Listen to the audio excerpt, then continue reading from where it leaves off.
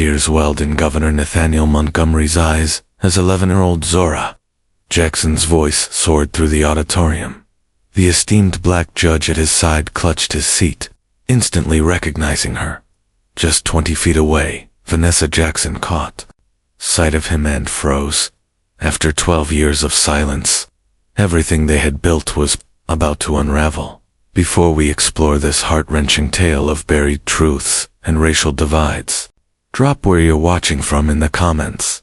Hit the like button if you've ever experienced a moment that changed everything, and subscribe for more emotional stories of families lost and found. Now, let's rewind and see how this powerful moment began.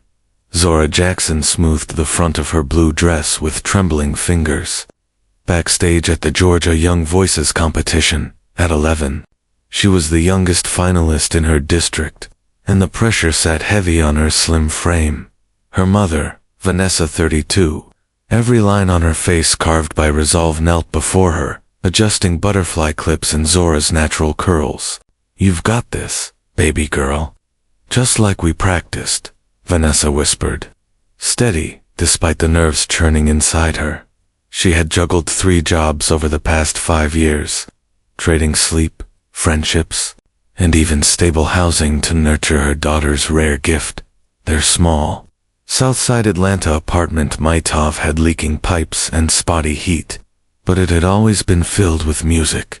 Vanessa could still remember the Sundays Zora, then just 6, stood during a children's choir number at New Hope Baptist Church and stunned the congregation with a soaring solo. Pastor Williams had taken Vanessa aside, urging her to get Zora professional training. Vanessa had nodded, already tallying how many extra night shifts she'd need as a home health aide to make it happen now. 5 years later, those sacrifices had led them here to the state's most elite youth vocal stage. "Where's Daddy right now?" Zora asked, peering up at her mother with innocent curiosity. That question always came before big moments. As if Zora was reaching for the missing piece of herself, Vanessa's expression softened with the lie she'd long rehearsed. "He's watching over you from heaven, baby, just like always."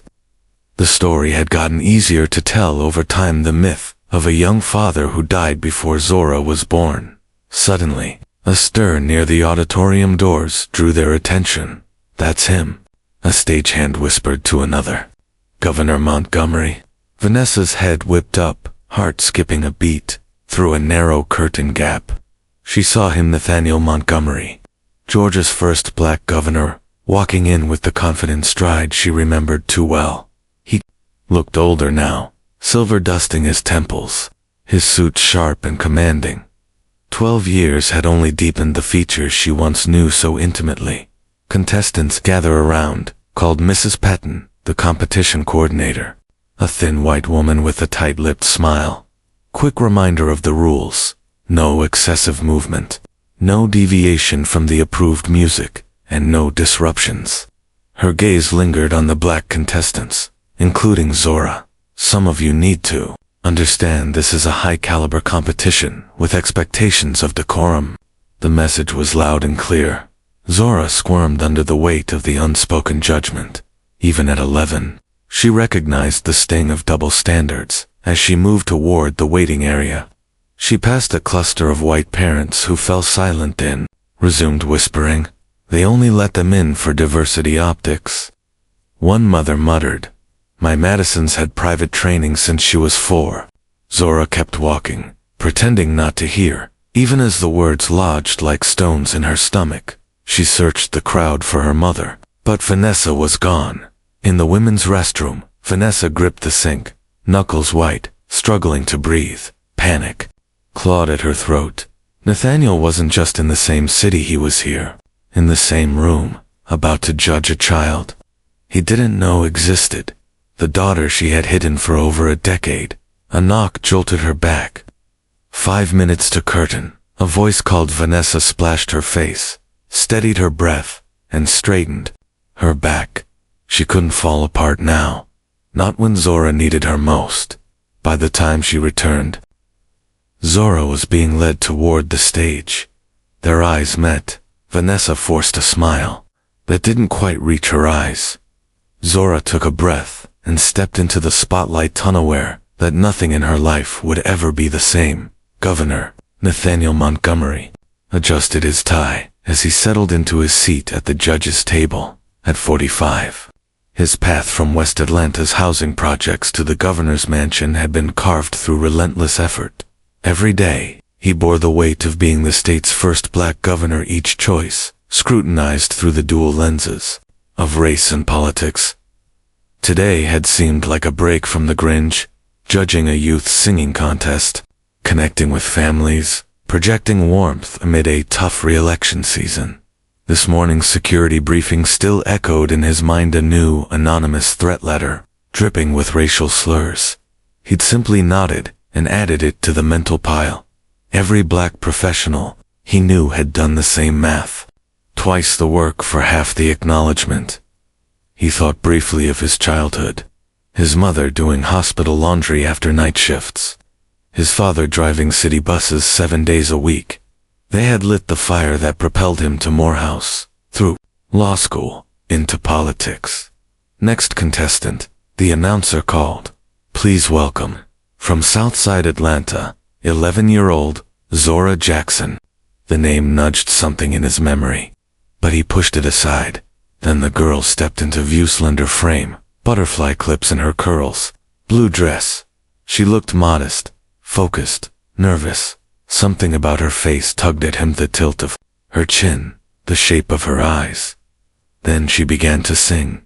The room fell silent, her voice clear, rich, achingly emotive, sent chills across Nathaniel's arms. The talent was astonishing for her age. But what stunned him most was the soul behind it. As she sang a difficult passage, her intensity deepened. Nathaniel gripped the desk. He knew that expression. Vanessa. The name rose like a ghost from his past. Vanessa Jackson. She'd worked as a cleaner at the firm during his early law days. Their chemistry had been electric, undeniable. They'd shared late-night whispers, weekend getaways, a secret connection. Until one day, she vanished. No warning, no explanation. Just gone. His mentor had urged him to let it go. She was staff. He was on track to be a judge. Scandal would destroy him, eventually. He buried it all, and moved on. Now in the wings, he spotted her, Vanessa, older, still stunning, watching with fierce, maternal pride. The girl on stage, the timeline, the resemblance. The truth slammed into him with brutal clarity. Zora might be his daughter. Nathaniel's pulse thundered, but he masked it, keeping his politicians calm. On stage, Zora held the final note like a professional, then curtsied. The room burst into applause. The other judges scribbled notes. Nathaniel picked up his pen, hand shaking slightly, trying to focus on the score while his mind raced. As Zora exited, their eyes met. She offered a polite smile, clueless of the storm she'd just stirred. In his soul, he smiled back automatically, but inside, he was already planning his next move. 12 years of silence were about to end.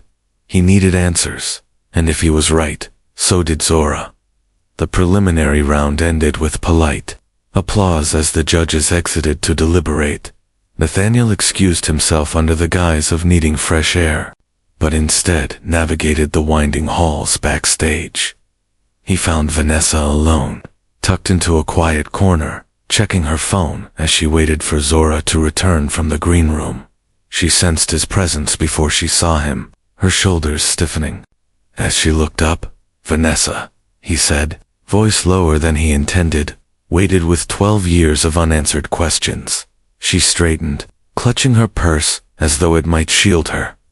Governor Montgomery, congratulations on your success. The formality stung, stripping away their history and replacing it with cold civility. We need to talk, Nathaniel said, stepping closer, keeping his voice low. Is she mine? The bluntness of his question made Vanessa flinch. I don't know what you mean, she replied quickly, eyes scanning behind him as if searching for an escape. Don't lie to me, Nathaniel hissed, anger bleeding into his tone. She's 11. She has my eyes, my mother's chin, and the timeline lines up perfectly with when you vanished. Vanessa's expression hardened. Zora's father died before she was born. That's what her birth certificate says, eh? Document can be altered, Nathaniel snapped, legal instincts kicking in. Why did you leave without a word? We had something real, and now I find out you've been raising a child, our child just miles away, all this time without ever telling me. A sharp, bitter laugh escaped Vanessa's lips. Something real. Is that what you call it? She lowered her voice, glancing around before continuing. Did you ever stop to consider what it was like for me? A black cleaning woman, involved with a rising black attorney chasing a judicial appointment. Her voice trembled, but her eyes burned with long-buried rage. Do you remember what your precious mentor said when he cornered me in your office? No? Well, I do. He called me a distraction, a liability, said no judge could afford to be seen with the help, that if I truly cared about your future, I'd disappear. Nathaniel's face paled. Clyde said that to you. He had no right to speak for me. It wasn't just him, Vanessa pressed, her anger gaining momentum. Remember that firm picnic? Your mother pulled me aside, said she hadn't sacrificed everything to send you to Morehouse and Harvard Law just to watch you throw it all away, and, I quote, some girl who scrubs toilets for a living. Each word landed like a blow. Why didn't you tell me? Nathaniel asked, voice raw. I would have stood up to them. Would you? Vanessa challenged, eyes locked on his. When everything was on the line. When they were already grooming you for a political career that demanded the right wife and the right background. I saw those headlines on your desk, Nathaniel. I heard the whispers, the great black hope of Georgia politics. I made the choice so you wouldn't have to. Before he could respond, a cheerful voice rang out. Mom, they both turned to see Zora approaching, cheeks flushed with excitement. Mr. Wilson said I nailed the high C in the second verse. She paused, suddenly aware of the governor beside her mother. Oh, hello. Sir, she added, bashful now. Nathaniel stared at her, his mirror image, in the shape of her eyes. The dignity in her posture. Hello, Zora, he said softly, his voice thick with emotion. That was a remarkable performance. Vanessa quickly stepped between them. Zora, this is an old friend of mine, Governor Montgomery. We knew each other a long time ago. Really? That's so cool. Zora's eyes lit up. You were friends before he was governor. Nathaniel looked to Vanessa, who gave a barely visible shake of her head. Yes, he replied carefully. Your mother was always very supportive of my career. Vanessa's lips tightened at the veiled message. We should get going, she said. You need to rest your voice before the results come in.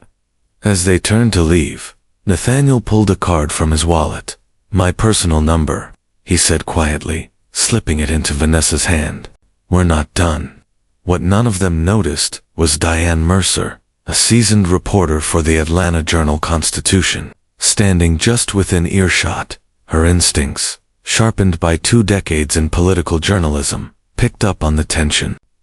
In their exchange, she scribbled a note to dig into Vanessa Jackson's background. Something told her there was a story brewing. 2 weeks passed in a blur of tension and silence. Zora advanced to the semifinals, her first round performance earning unanimous praise even from a visibly shaken Governor Montgomery. Vanessa had spent those days in quiet turmoil, ignoring 5 voicemails and a stream of texts from Nathaniel's private number.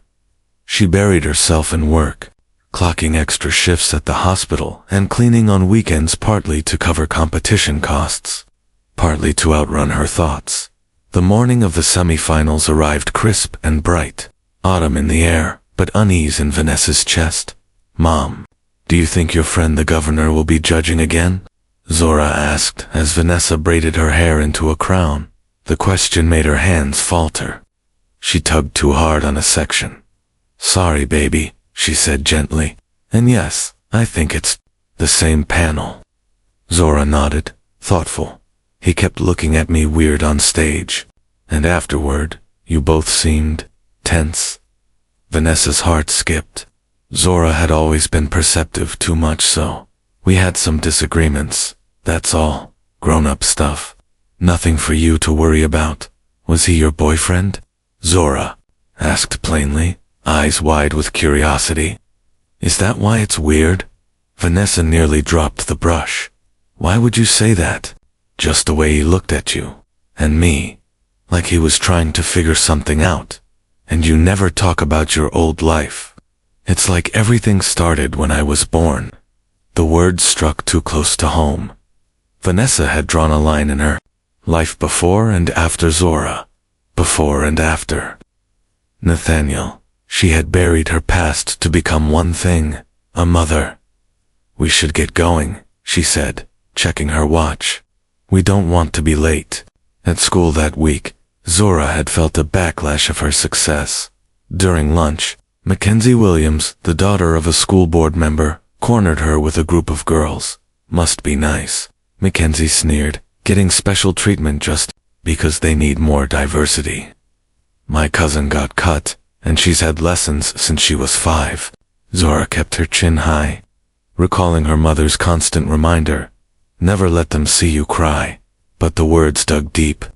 Compounding the weight on her shoulders, her music teacher, Mr. Wilson, noticed the shift in her mood during their last rehearsal. Listen to me, Zora, he'd said, his voice steady, his own experiences as a black musician etched into his gaze. You're gifted, but understand this: once you start climbing, it gets harder for people like us. You'll always have to prove you belong. You'll have to be 10 times better just to be seen as equal. What Zora didn't know was that Nathaniel Montgomery had been quietly learning everything he could about her life. He had attended her school concert the week prior, standing in the back, watching with conflicted pride as she sang. He'd sent a trusted aide to investigate discreetly, uncovering details about the rundown apartment complex where they lived, plagued by crime, underfunded schools, crumbling infrastructure. The findings shook him.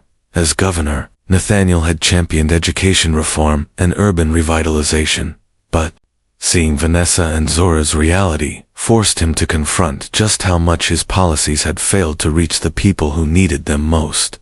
The contrast between Zora's school and those in wealthier, white communities was undeniable, from the classrooms and after-school programs to the retention of quality teachers. And in that growing chasm, Nathaniel saw not just a political failure but a deeply personal one.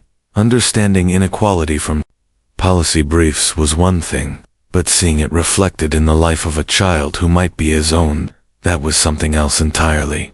The semifinals were held at the State University's Grand Auditorium, a venue twice the size of the preliminary hall. Security was noticeably tighter, with Governor Montgomery's details setting up a perimeter around the judges' section. Backstage, Vanessa guided Zora through her vocal warm-ups, both of them trying to ignore the whispers and sidelong glances from other contestants and parents. When it was finally her turn, Vanessa gave her daughter's hand a firm squeeze. Remember who you are, she whispered, invoking their shared mantra. A Jackson woman, Zora replied with a nod. Strong, proud, unstoppable. She stepped onto the stage with a poise far beyond her 11 years. The spotlight caught the gold threads braided into her crown, casting a soft halo around her head. The audience murmured in admiration. At the judges' table, Nathaniel Montgomery sat upright, his professional mask intact, thanks for the way his eyes followed Zora's every move. Then she began to sing. Her voice, stronger and more confident than before, soared through the hall. The piece was a demanding aria that would challenge even seasoned performers, but she delivered it with remarkable control and emotional resonance. Nathaniel felt a lump rise in his throat. He heard echoes of his grandmother, who had sung in their church choir until her final days, telling stories of ancestors who sang through slavery and segregation. Music as survival. Music as defiance. When Zora reached the final note, The auditorium erupted. Thunderous applause. 3 of the 5 judges rose in ovation. Nathaniel remained seated, trying to preserve impartiality, though his eyes betrayed him. Once the scores were in, and Zora was confirmed for the finals, Nathaniel made his way through the reception crowd. He nodded politely at the flood of congratulations, but was looking for one person. He found her near the refreshments, Vanessa, alone. Zora had been whisked away for finalist photos. "We need to talk," he said, keeping his voice quiet and his posture calm so his security detail could maintain distance but still keep watch. "There's nothing left to say," Vanessa replied, evenly. "I made my choice 12 years ago, and I stand by it." "I've seen where you live," Nathaniel said. "The neighborhood, the school. If she's my daughter, I could have given her so much more." Vanessa's eyes flashed. What? She needed was someone who put her first. Not a man who might only acknowledge her when it was politically convenient. Not someone who'd hide her to protect his image. Nathaniel's jaw tightened. "Not everything can be fixed with money or privilege, Nathaniel," she continued. "And what are you even offering now? Support tied to legal agreements.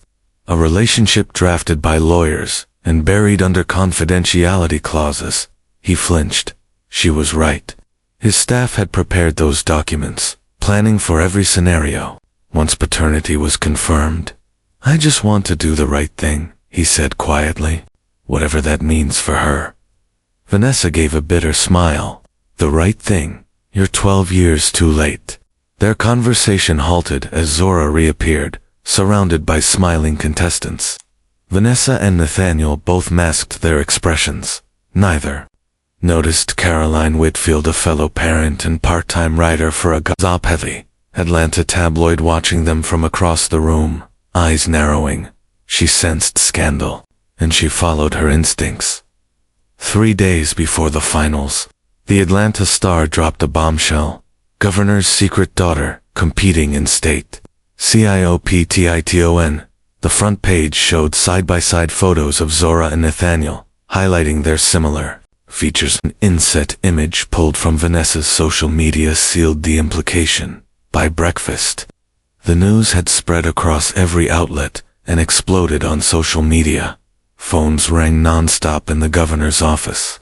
Campaign manager James Wilson paced in front of Nathaniel's desk, gripping the newspaper until it crumpled in his hands. "How the hell did this get out?" he barked. "And more importantly, is it true?" Nathaniel stood at the window, looking out at a fleet of news vans parked at the mansion gate. "I don't know," he said truthfully. "The timeline fits. She looks like me. But Vanessa hasn't confirmed it. We have to get in front of this," James urged. "Deny it. Say it's a hit job. We're months away from re-election." Nathaniel turned, face steel. "I won't deny her, not without knowing the truth." Across town, Vanessa and Zora were virtual prisoners in their apartment. Paparazzi crowded the sidewalk. Reporters banged on the front door. Vanessa had unplugged the landline after the 20th call. Her phone buzzed with blocked numbers and unknown texts. She sat at the kitchen table, head bowed, while Zora stood frozen at the window, peeking through the blinds. "Mom," Zora said slowly, "why are there pictures of us on the news? Why are they saying the governor is my dad?" Vanessa froze. The question she'd feared for 11 years had finally arrived. There was no more space for lies. "Come sit down, baby," she said gently, patting the chair beside her. Zora approached hesitantly. "A long time ago, before you were born, I worked at a law firm cleaning offices. Nathaniel, the governor, was a lawyer there. We fell in love, even though it wasn't considered appropriate." She took a breath. "When I got pregnant with you, people made it very clear that a relationship with me would destroy his future. He was being considered for a judgeship. It was his first step toward everything he's achieved. So, he didn't want me?" Zora asked, voice trembling. Vanessa shook her head quickly. "He didn't know about you. I never told him. I left before anyone found out." You told me he died, Zora whispered, tears welling up. All those stories about how brave he was, how much he would have loved me. You made it up. Vanessa reached for her daughter's hand, but Zora pulled away. I needed you to feel safe, loved. I was afraid if he knew, he might keep you hidden or worse, take you from me. Zora's voice sharpened. So my real dad has been alive this whole time, and I could have known him. But you decided I shouldn't. Her anger rose like a tide. You had no right, Mom, no right at all. She bolted to her room, slamming the door. Her muffled sobs filtered through the thin walls, each one sliced into Vanessa like a blade. The political fallout was swift. Nathaniel's opponents pounced. Senator Howard Briggs delivered a smug interview on the evening news. The people of Georgia deserve a governor who lives by the same moral standards he expects from the rest of us. If Governor Montgomery abandoned his own child for political gain, how can we trust him with ours? The dog whistles were deafening. Conservative pundits tiptoed around race with euphemisms like cultural differences and family structure. Donors began backing away. Several prominent white businessmen who had supported Nathaniel's previous campaign placed quiet but firm calls. It plays into stereotypes. Nate, said William Parker, a longtime friend and major contributor. A black man with a child he didn't claim. You know how it looks. Nathaniel's tone turned cold. You mean how it looks to racist voters looking for an excuse? He ended the call. But the most devastating call came from his mother. Tell me you didn't know, Eleanor Montgomery said, her voice tight with disappointment. Tell me you didn't turn your back on your own child. Nathaniel closed his eyes, overwhelmed by the enormity of it all. I didn't know, Mama, he said quietly. Vanessa never told me. A long silence stretched between mother and son. I spoke with her once, Eleanor finally confessed, her voice low. At that firm picnic, I saw the way she looked at you, the way you looked at her. I was afraid she'd hold you back. Her admission hung in the air like a verdict. What did you say to her, Mama? I told her she wasn't the right kind of woman for a man with your future. The honesty cut deep. I thought I was protecting you, Eleanor continued, softer. Now, the same way she thought she was protecting her child. Neither missed the painful symmetry in that statement. At Westside Middle School, what had once been Zora's academic haven had turned into a battlefield. News of the scandal had traveled fast, and children, in their cruel honesty, showed no mercy. Is it true your mom was the governor's maid? Mackenzie taunted during lunch, loud enough to draw attention. Was she cleaning his house, or his pipes? The vulgar innuendo went over most of the 11-year-olds' heads, but the laughter that followed hit its target. Zora, who always held herself with quiet confidence, now shrank in her seat, wishing she could disappear. Later, Mr. Wilson found her in the music room, hiding instead of going to class. People are going to talk, Zora, he said gently. But your talent, your voice is louder than any of their gossip. Don't let them silence you. His words brought a flicker of comfort, but they couldn't shake the feeling that her whole world had been built on shaky ground. With the final competition fast approaching, the organizing committee called an emergency meeting. This has become a media circus, declared Elaine Humphrey, the chairperson. It's unfair to the other performers. The cameras, the headline, all too much. Disqualifying her would be punishing the child for adult decisions, countered Richard Chin, and let's be honest, would raise serious accusations of racism. She's one of only 3 black finalists. The debate was heated, but they eventually struck a compromise. Zora would be allowed to compete, but Governor Montgomery would recuse himself from judging her round. An alternate judge would be assigned. When Nathaniel was informed, he felt quietly relieved. One less complication to navigate. Now he could focus on what mattered most, confirming whether Zora was truly his daughter, and if so, how to build a relationship with her in the unforgiving glare of public scrutiny. 3 days before the final, Nathaniel stood on the steps of the Georgia State Capitol, facing a sea of cameras and reporters. His security detail formed a perimeter. His staff stood behind him, tense. "I want to address the recent speculation about my personal life," he began, his voice calm but resolute. 11 years ago, I was in a relationship with Vanessa Jackson. At the time, I was an attorney being considered for a judicial appointment, and she worked at the same law firm. Our relationship ended abruptly when she left her position without warning. He paused, taking a breath.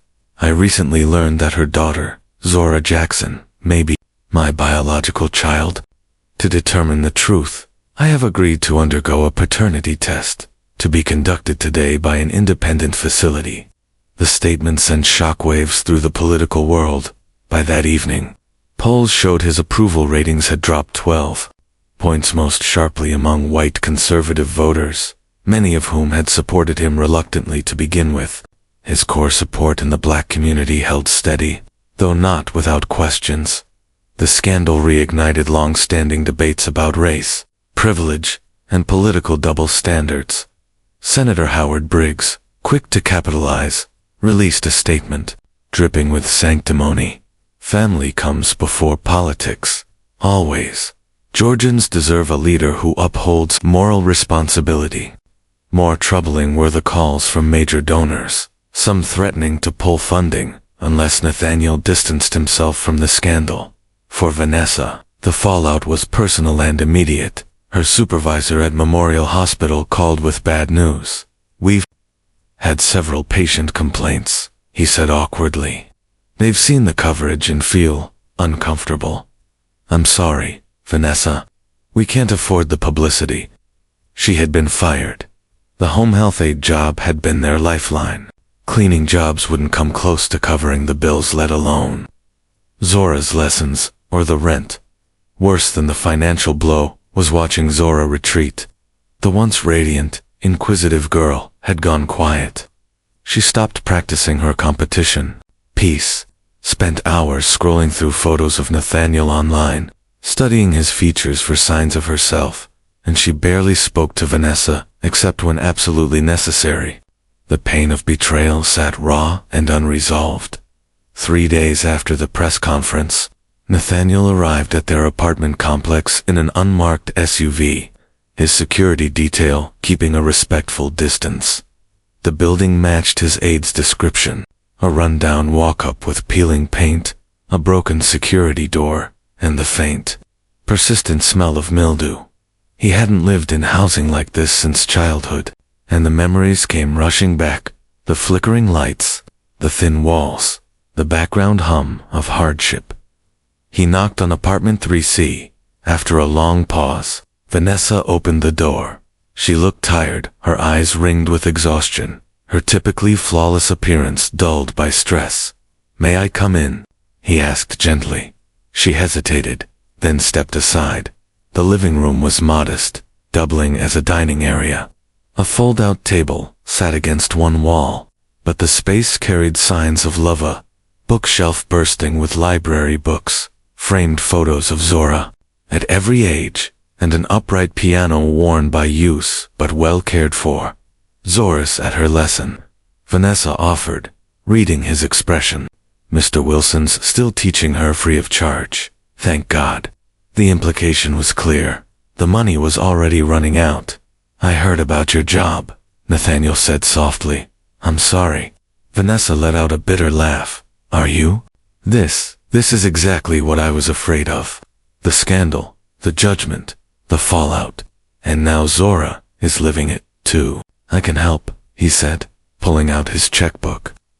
"At least financially, until things calm down." Vanessa's expression hardened. "I don't want your money. It's not about you," he countered. "It's about Zora. Happened between us. She shouldn't suffer for it." The logic was unassailable. Her pride flared, but so did her maternal instinct. And in the silence that followed, Vanessa knew a choice would soon have to be made. Before Vanessa could answer, the door opened. Zora stepped inside, and stopped in her tracks at the sight of Nathaniel, seated in their modest living room. The air shifted. The silence between the three of them was heavy, dense with the weight of everything unspoken. "Hello, Zora," Nathaniel said gently, rising to meet her gaze. "Your mother and I were just talking." Zora's eyes moved between them, her expression serious, far too serious for an 11-year-old. "About me?" she asked. "About whether you're really my father?" The directness of her question caught both adults off guard. "Yes," Nathaniel admitted, "among other things." "When will we know?" "Tomorrow or the next day," he replied. "The lab is expediting the results." Zora nodded slowly, then asked the question they had both avoided until now. "If you are my dad, what happens then?" The room went still. It was the question neither had fully prepared for. The future looming suddenly real. "That's something we'd all need to figure out together," Nathaniel said carefully.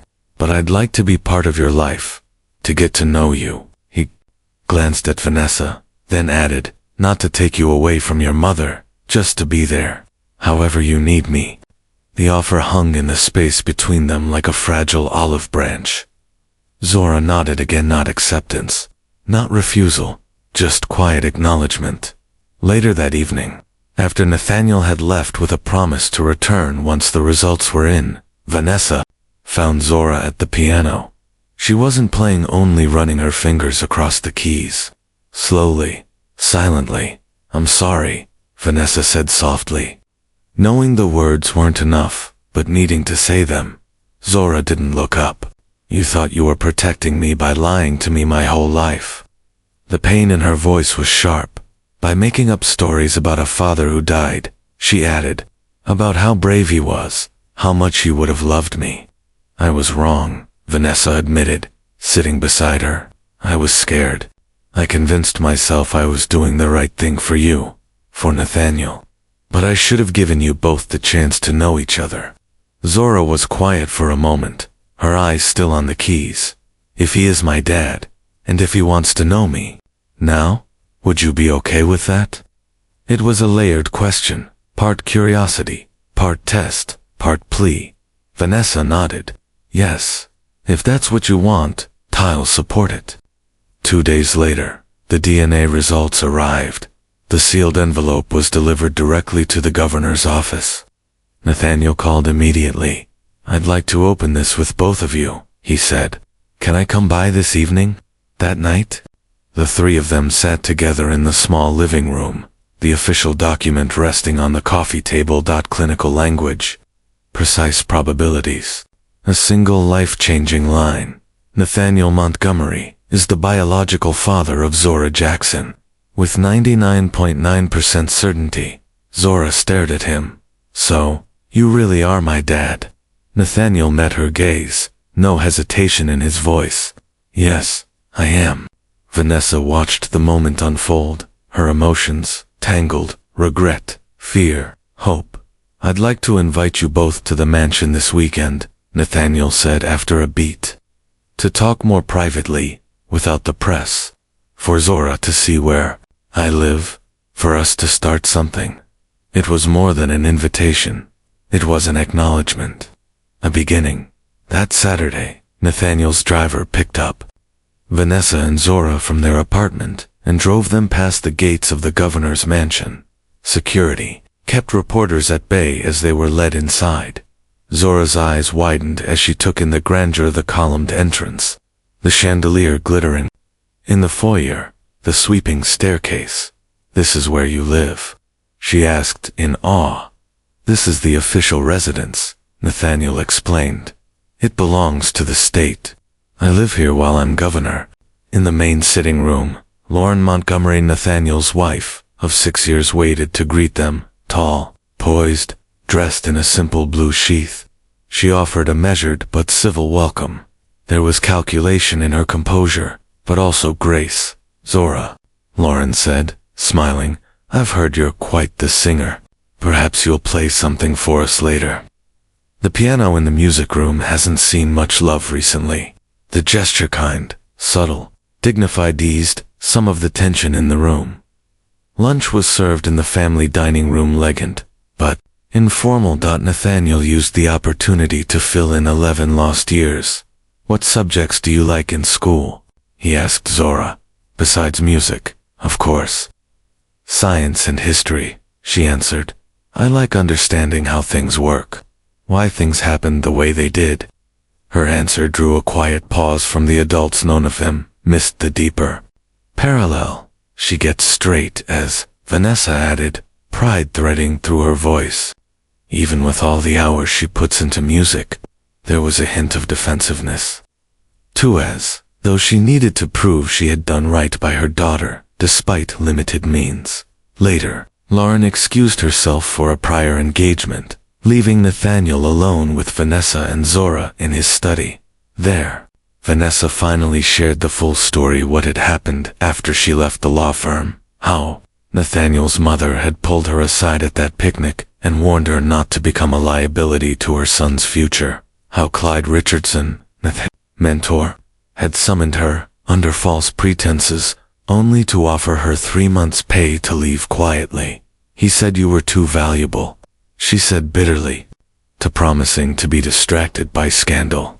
And if I didn't leave, they'd find a reason to fire me and I'd have nothing, not even a reference. Nathaniel's jaw clenched. I never knew, he said, voice tight. I thought you just gave up on me.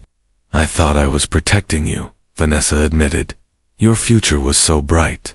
And what did I have to offer except chaos? Zora had been quiet through most of it, taking in the complicated adult revelations with her usual silent intensity. Finally, she spoke. So, nobody asked what you wanted, she said to Nathaniel. Everyone just decided for you. Her question cut clean through the room. That's exactly right, Nathaniel said, looking at her with new appreciation. Everyone assumed they knew what was best for me, but no one asked. He turned to Vanessa. And I should have asked questions when you disappeared. I should have looked harder. I failed both of you by accepting the convenient lie. It wasn't forgiveness. Not yet, but it was understanding, and that was a place to begin, the beginning of a bridge.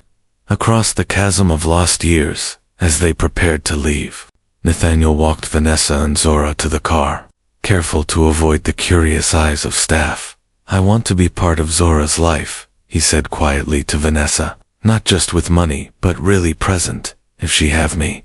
Vanessa nodded. The choice ultimately belonged to their daughter. We'll need to figure out what that looks like. Practically speaking, we will, Nathaniel agreed. One day at a time. Will Nathaniel's political career survive the truth? Or will he have to choose between public service and the daughter he never knew he had? One thing is certain. This truth will change all of their lives forever. The day of the finals of the Georgia Young Voices competition, arrived under extraordinary circumstances. Uniformed in plainclothes, security officers were posted throughout the venue, a necessary precaution after several credible threats against both Governor Montgomery and Zora. The past week had been a whirlwind of revelations, pressure, and public scrutiny. After the DNA test confirmed Nathaniel as Zora's father, he made the decision to acknowledge her publicly, despite the political fallout. I've already missed 11 years of my daughter's life, he told his campaign manager, James Wilson. I won't miss another day because of political calculations. James promptly resigned in protest. Several senior staffers followed, unwilling to weather what they saw as a career-ending scandal. Major donors pulled funding. Emergency meetings were called. But there was also support. Black community leaders rallied around Nathaniel, praising his courage and commitment. Women's advocacy groups released statements, highlighting the hypocrisy of vilifying him while ignoring the impossible burdens placed on Vanessa. For Zora, the changes were just as intense. Overnight, she had gone from a promising young singer to a national lightning rod. Her school hired security. Paparazzi camped outside. Her classmates fluctuated between idolizing her and mocking her. Some parents and white contestants whispered about unfair advantages. She'll probably win no matter what, one mother said in the ladies' room during dress rehearsal. Who's going to vote against the governor's black daughter? The remark made its way back to Zora. It added to her anxiety, like a stone in her chest. The night before the finals, she voiced her deepest fear. What if they're right? She asked Vanessa, tears welling in her eyes. What if they think I only got this far because of him? Vanessa took her daughter's hands. You earned your place here long before anyone knew who your father was. Your voice is your own. Your talent is yours. No one can take that from you, unless you let them. Nathaniel, too, had used the moment to speak truth in a powerful address at Morehouse College, his alma mater. He acknowledged how systemic inequity shaped his daughter's upbringing and his blind spot. I've benefited from doors that opened. For me, he said, but my daughter, my own child, grew up in a neighborhood where doors remained closed. The speech went viral. It sparked renewed conversations about systemic racism, opportunity, and the invisible cost of silence. Outside the venue that evening, protesters gathered, some with signs reading, "We stand with Zora," others demanding Nathaniel's resignation. The division fell largely along racial lines. Zora watched the coverage from the hotel room Nathaniel had arranged. Cameras panned across people, shouting about her existence, her legitimacy, her right to even be there. By morning, the pressure broke. Vanessa found her curled on the bathroom floor, trembling, gasping for air, tears streaking down her face.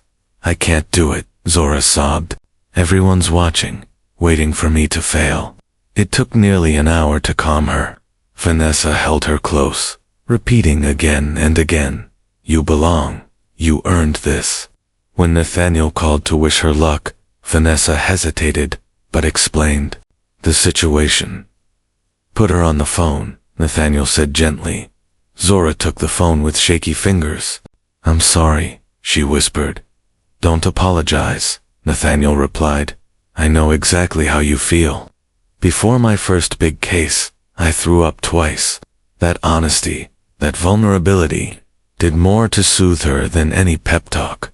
By the time they arrived at the venue, Zora had composed herself, but the redness around her eyes remained, a silent testimony to the storm within. Backstage was chaos: security checks, whispered instructions, last-minute rehearsals. Vanessa stayed close, guiding Zora through warm-ups, staying calm while the world watched. Suddenly, Zora stopped. "There's been a change," she said, holding up a new sheet of music. "What do you mean?" Vanessa asked, startled. "You've been preparing the aria for months. I want to sing something different." "Zora, the judges." "I already got permission from Mrs. Payton," Zora said. "It's allowed, just not common." Vanessa took the paper. Her breath caught. It was a contemporary piece, bold, emotionally raw, a song about identity, about claiming your voice. It was technically demanding in a completely different way. "Are you sure?" "I'm sure," Zora said, her voice steady. "This is the song I need to sing today." In the audience, Nathaniel sat in the third row, deliberately removed from the judges' table after recusing himself. He wasn't there as the governor tonight. He was there as a father. Lauren sat beside him, a quiet symbol of unity, of compromise, of a life adapting in real time. Security scanned the crowd relentlessly. Several known white supremacists had been identified among the audience. They were being watched, but their presence added a chilling undertone. As the final performance approached, the atmosphere was charged. Zora would be last, a spotlight of both pressure and potential. Everything was set. All eyes were on the stage, and an 11-year-old girl stood ready to decide for herself what her voice would mean to the world. When her name was announced, a mixture of applause and hushed murmurs swept through the auditorium. Zora walked onto the stage with poised, deliberate steps, her back straight, despite the tension visible in her shoulders. Her eyes searched the crowd, and quickly found her mother's gentle smile and, then her father's proud gaze.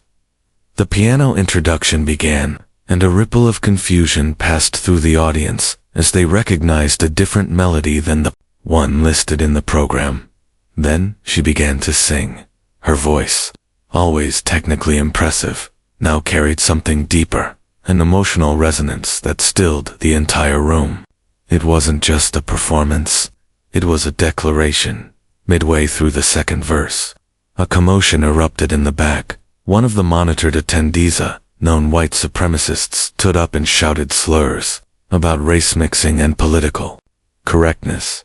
Gasps cut through the hall. Security moved swiftly, tackling him before he could get close to the stage. For a moment, Zora faltered. Her voice wavered as the chaos unfolded. Nathaniel half rose from his seat, torn between staying back and running to shield her. Then, miraculously, Zora steadied herself. She inhaled, straightened, and sang not just louder, but with a fierce, unflinching resolve. The disruption had not broken, hurt had ignited her. Her voice soared, rich with pain, defiance, and grace. Even those who had come to judge her found themselves captivated. Tears welled in unfamiliar eyes. Applause was forgotten. No one moved by. The final chorus. Zora had not only reclaimed the stage, she had claimed the room. When the last note fell away, the silence that followed was profound. Then someone clapped, and another, until the entire hall erupted into a standing ovation. The sound was deafening. Nathaniel stood immediately, tears running freely down his cheeks. Vanessa, in the wings, had her hands pressed to her mouth, overwhelmed with pride and awe. Even Lauren Montgomery, poised and complex, stood with genuine admiration, the applause softening the lines of strain on her face. Zora bowed, a single spotlight casting her small frame into silhouette. She really smiled for the first time in weeks. In that moment, she had already won. Backstage, while the judges deliberated, Zora sat between her parents both, for the first time. Truly present, Vanessa gently tucked a loose strand back into her daughter's braids. Nathaniel stood nearby, still, learning the rhythm of fatherhood, unsure of where he fit, but wanting to be close. "Whatever happens next," he said quietly, "I want you to know how proud I am to be your father. Not because of how beautifully you sang, though you were extraordinary, but because you had the courage to sing at all." Zora looked up at him, this man, who was both stranger and blood. She nodded. Double quotes. "Thank you," she said, simple but sincere. Vanessa watched them with a bittersweet expression, regret for lost years, but hope for the road ahead. The results. Normally, the award ceremony at the Georgia Young Voices competition would be a straightforward affair. But this night, with news vans outside, armed security present, and protesters shouting beyond the venue gates, it was anything but ordinary. The judges had taken nearly twice the usual time to deliberate. No decision tonight would be seen as neutral. Zora sat between Vanessa and Nathaniel in the contestant section, her hands tightly clasped. Around them, the space was noticeable. Other finalists and their families kept their distance, wary of the scrutiny. Outside, the protest had grown louder. Security reported that the man removed during Zora's performance had been part of a larger group that remained just beyond the barriers. Inside, the air was tense. Mrs. Pettin stepped to the microphone, her usual composure strained under the weight of the moment. "Before I announce the results," she began, "I want to emphasize that our judges evaluated each performance based solely on artistic and technical merit, following the same criteria we've upheld for 25 years. The defensiveness in her voice said everything about the pressure they were under. In third place, a pause, Madison Chen. Polite applause as a young Asian American girl walked to the stage, radiant and composed. In second place, another pause, Zora Jackson. A wave of reactions swept the room. Some applauded enthusiastically. Others remained seated, their expressions stiff or skeptical. Murmurs rose, a few whispered accusations of favoritism. Others said it was the opposite, that she was denied first, to avoid backlash. Zora froze for a second, unsure. Then Vanessa gently squeezed her hand. "Go on, baby. You earned this." Nathaniel nodded but stayed seated, knowing his presence on stage could spark more controversy. Zora walked with grace, her chin held high, her silver medal catching the light. She accepted it with dignity, offered thanks, and returned to her seat amid conflicting whispers. Second place is the best they could give her without being too obvious. One voice muttered, "Special treatment." "She even changed her song last minute," said another. From the opposite side, they were never gonna give a black girl from Southside first place. An older black man grumbled. Finally the name was called, in first place. Andrew Keller, a tall, sandy-haired boy from North Atlanta, bounded to the stage, to cheers from one side of the auditorium and tepid clapping from the other. The fault lines in the room were unmistakable: racial, economic, political. The story playing out on stage was only a symptom of something far deeper. Outside, the media's people began filing out. A reporter cornered Nathaniel near the exit. "Governor Montgomery, do you believe your daughter received fair treatment in the competition?" Nathaniel glanced at Zora. She stood nearby, watching with clear eyes. "What I believe," he said evenly, "is that talent and hard work should be the only factors that determine success in a competition, a classroom, or a job." He paused. "But we know that's not always true. Bias exists, sometimes subtly, sometimes overtly, and sometimes it's baked into systems in ways we don't see until they affect someone we love." "Are you saying the judges were biased?" the reporter pressed.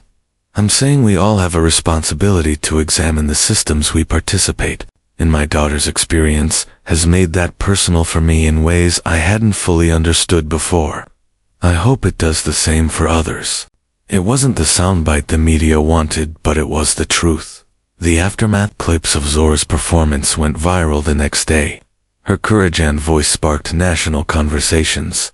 Musicians, educators, and celebrities weighed in. Most agreed she should have won first. But regardless of rank, she had become something bigger, a symbol. A prestigious arts academy in Atlanta offered Zora a full scholarship, and 3 days later, Vanessa was offered a job there as a parent liaison for scholarship families. "This isn't charity," the director, an older black woman, said. "You've been doing this work all along. Now we want to pay you for it." Vanessa hesitated, unsure if it was political, but the woman simply smiled. "You belong here, both of you." For Nathaniel, the political winds shifted again. Yes, he lost some support among traditional conservatives, but he gained new momentum with young voters, black communities, and working-class families who saw integrity in his choices. To them, his actions were not scandal, they were strength. A week after the competition, he invited Vanessa and Zora back to the governor's mansion, not for politics, not for optics, but for a private performance, a family gathering, close friends, chosen family, people who would help them navigate this new chapter together. Because this wasn't just a story about scandal. It was a story about redemption, about courage, and about the long, difficult, beautiful road to truth. This moving story shows us that while truth can be painful, it ultimately sets us free, while secrets, no matter how well-intentioned, can leave lasting scars. When Vanessa chose to hide Zora's paternity, to shield both her daughter and Nathaniel's career, she couldn't have predicted how deeply that decision would echo across all their lives. The racial and class barriers that once kept them apart, including the prejudice of Nathaniel's advisors and family, who saw his relationship with a black cleaning woman as political suicide, reappeared in new forms years later, when Zora faced subtle and overt discrimination, even as her talent dazzled. And yet, through bravery and authenticity, they turned private wounds into public purpose. Nathaniel's evolution from image-conscious politician to fully present father demonstrated how privilege can obscure injustice until it hits close to home. Zora's strength showed that brilliance and determination can shine through systemic barriers, and Vanessa's sacrifices revealed the impossible decisions many marginalized people must make just to protect their children. Their journey teaches us that real healing begins with facing hard truths, that family doesn't always follow neat definitions, and that the greatest growth often comes from the rubble of lives we thought were safely built. In facing discomfort, they found something more powerful, something real. Have you ever uncovered a family secret that reshaped everything you thought you knew about yourself, someone you love? Share your experience in the comments below. If you believe talent deserves recognition no matter a person's race or background, hit that like button to support stories that shine a light on the ongoing fight for equality. Subscribe to our channel for more transformative narratives about overcoming prejudice and building connection across social lines. And share this video with someone who may be wrestling with questions of identity, truth, or forgiveness. Sometimes, knowing you're not alone makes all the difference. Thank you for joining us on this journey through race, family, and redemption. Remember, it's never too late to tell your truth, to seek reconciliation, and to create a new beginning.